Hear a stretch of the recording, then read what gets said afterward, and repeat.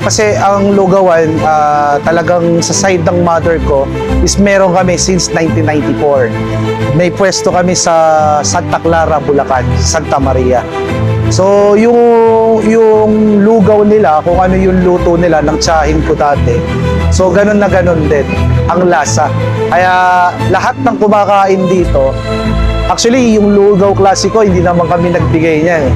Ultimo yung mismong mga customer, like yung mga matatanda. So bakit hindi nyo pangalanan ng lugaw klasiko? Kasi yung lugaw namin, hindi siya nilalagyan ng coloring, hindi siya nilalagyan ng ano-ano. Ito yung sa amin talaga, yung talagang pang sinauna pang lugaw. Kaya yun yung nagustuhan ng mga customer.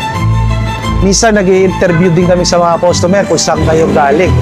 Meron pa nga nanggagaling dito, Hagunoy, Tabang, so Malolos, napakaraming dumadayo. Siyempre, naisasya